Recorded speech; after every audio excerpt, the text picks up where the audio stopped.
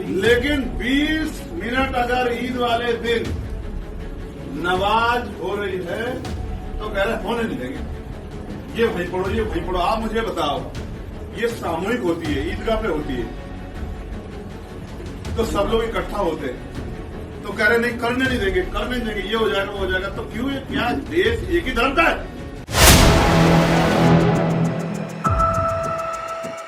नगीना से सांसद और आजाद समाज पार्टी के चीफ चंद्रशेखर आजाद, जो अपने बेबाक बयानों की वजह से जाने जाते हैं, संसद भवन में शपथ के दौरान भी वो बीजेपी सांसद पर भड़क गए थे। वो अपने तीखे बयानों और तेवर की वजह से ज्यादा जाने जाते हैं।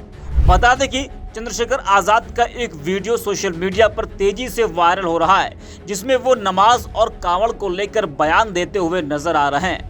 जी हाँ, बता दें कि चंद्रशेखर आजाद का जो वीडियो वायरल हो रहा है, उसमें वो कहते दिखाई दे रहे हैं कि जब कांवड़ यात्रा के लिए सारे रास्ते अस्पताल बंद हो सकते हैं, तो ईद पर 20 मिनट के लिए नमाज पढ़ने से किसी को क्या दिक्कत हो सकती है।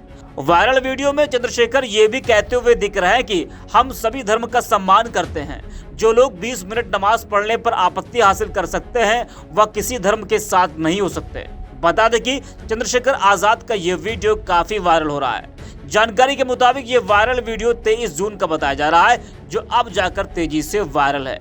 नगीना सांसद चंद्रशेखर आजाद ने नजीबाबाद के गांव चंदनपुर में बैठक को संबोधित किया था। इस बैठक को संबोधित करते हुए चंद्रशेखर आजाद ने कहा था कि अगर हिंदुओं की कांवड़ यात्रा के लिए 20 दिन तक सारे रास्ते बंद किए जाते हैं, अस्पताल भी बंद किए जाते हैं, उस पर किसी को दिक्कत नहीं होती। ऐसे में 20 मिनट की नमाज के लिए आपत्ति क्यों होती है? बता दें कि खुले में नमाज को लेकर योगी सरकार सख्त है कि खुले में नमाज नहीं होगी, चाहे वो ईद हो, बकरीद हो या फिर कोई भी दिन, जिसको लेकर मुस्लिम समाज के लोग भी सरकार के आदेश का पालन करते हैं और वो लोग भी सड़कों पर खुले में नमाज पढ़ने से बचते हैं। कहा जा रहा है कि योगी सरकार के इस सख्त रवैये से नाराज चंद्रशेखर आजाद ने यह बयान दिया। जरा आप भी सुनिए चंद्रशेखर आजाद ने क्या कुछ कहा है। अब राजनीति बदलेगी, इसका मैं उदाहरण देकर बताता हूँ आपको। और देखो, मुझे इस बात कहने में कभी कोई हर्ज नहीं होगा। अर्पित भाई याद रखना मेरी बात को। आज कह रहा हूँ, ये जल है जल, मैं अपनी बात से फिर नहीं सकता हूँ। मैंने ये बात पूछी नेशनल मीडिया पे। अगर आप में से कुछ इतने लोग बैठे, अपने किसी नेता से पूछे, पुराने नहीं, किसी हैसियत का हो, अगर उसके अंदर हिम्मत हो तो सवाल मुझसे दिखाए जो मैंने पूछा। भाई, हिंदू धर्म की आस्था का, देश सबकी धर्मों की आस्था का सम्मान करता है।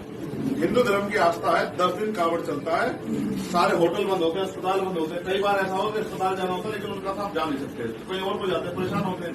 लेकिन क्योंकि उनकी आस्था को ठेस न पहुंचे और उनकी धर्म में कोई रिकॉर्ड ना, तो लोग सहते हैं उसको, सहते नहीं सहते। लेकिन 20 मिनट अगर ईद वाले दिन नमाज हो रही है तो कह रहे होने नहीं देंगे। ये भाई पढ़ो, ये भाई पढ़ो। आप मुझे बताओ, ये सामूहिक होती है, ईदगाह पे होती है, तो सब लोग इकट्ठा होते हैं, तो कह रहे नहीं करने नहीं देंगे, करने नहीं देंगे, ये हो जाएगा वो हो जाएगा। तो क्यों, ये क्या देश एक ही धर्म का है? क्या दूसरे धर्म के लोगों की इज्जत नहीं है? क्या उनका सम्मान है? उनकी कोई इज्जत नहीं है? क्या उनका कोई आस्था नहीं है? तो सब नहीं जानते ये बात गलत है, लेकिन किसी की हिम्मत नहीं है। किसी को बुरी लगी, हिंदू धर्म के किसी व्यक्ति को बुरी लगी ये बात। अगर 20 मिनट उनकी नमाज के लिए व्यवस्था हो जाए, 20 मिनट को अगर रास्ता बदल जाए, किसी को बुरा लगेगा। और अगर कोई कहता हो हिंदू धर्म को मानने वाला व्यक्ति कि भाई मैं इससे सहमत नहीं, तो वो भी अपने धर्म के साथ नहीं है। क्योंकि अगर उनका मजहब ये सिखाता हो कि किसी दूसरे को परेशान करके या उसको पीड़ा देकर खुश हो, तो ये मैं नहीं मानता इस बात को।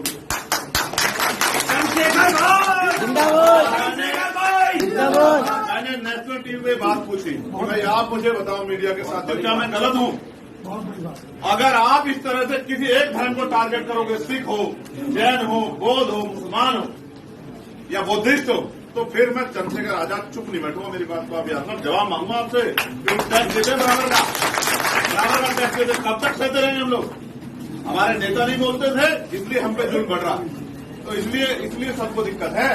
दिक्कत इस बात से नहीं कि चंद्रशेखर नहीं आ रहे हैं। तो देखा सुना आपने, चंद्रशेखर आजाद किस तरह से कह रहे हैं कि सिर्फ चंद्रशेखर आजाद ने ही इस मुद्दे को उठाया है, बाकी किसी नेता में इसकी हिम्मत नहीं है। इस दौरान वह हाथ में जल लेकर मुसलमानों को भरोसा दे रहे हैं कि वह मुसलमानों के साथ हैं। मुसलमानों के प्रति इतनी हमदर्दी चंद्रशेखर आजाद यूं ही नहीं दिखा रहे हैं। अगर उन्होंने पहला लोकसभा चुनाव जीता है तो उनकी जीत में दलित मुसलमानों का बहुत बड़ा रोल है। दलित मुस्लिम समाज के लोगों ने नगीना में सपा बसपा को नकार कर चंद्रशेखर आजाद पर भरोसा किया।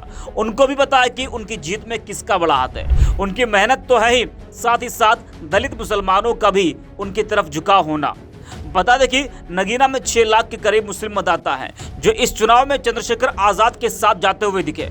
हाल ये हुआ कि बीजेपी दूसरे और सपा तीसरे नंबर पर रही। बता दें कि नगीना से जीतने के बाद वो लखनऊ पहुंचे थे और उन्होंने all India Muslim personal law board के कार्यकारिणी सदस्य मौलाना खलीलुर रहमान सज्जाद नोमानी से उनके आवास पर जाकर मुलाकात की थी। इस दौरान मौलाना ने चंद्रशेखर आजाद को उनकी जीत की बधाई दी थी और उनको भविष्य के लिए ढेर सारी शुभकामनाएं भी दी थी। बता दें कि सोशल मीडिया पर भी लोगों की प्रतिक्रियाएं देखने को मिल रही हैं। ओम नाम के यूजर लिखते हैं कि कलेजा चाहिए इतना बोलने के लिए। जो नेता खुद को मुसलमानों का ठेकेदार मानते हैं आखिर क्यों उनके लिए आवाज नहीं उठाते? क्योंकि वो डरते हैं अगर ये बोल दिया तो हिंदू वोट बैंक उनसे रूठ जाएगा। सिर्फ भीम आर्मी चीफ चंद्रशेखर आजाद में वो हिम्मत है क्योंकि वो वोट बैंक की राजनीति नहीं करता।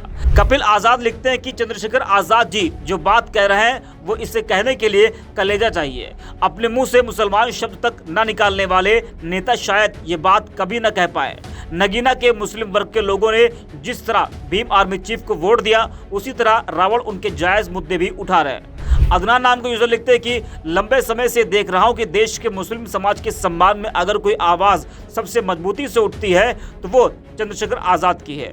जो नेता हमारे वोट लेकर सांसद मुख्यमंत्री बने उनके मुंह में दही जमा रहता है। अब देश का मुस्लिम सिर्फ 2 नेताओं के साथ है, चंद्रशेखर व ओवैसी।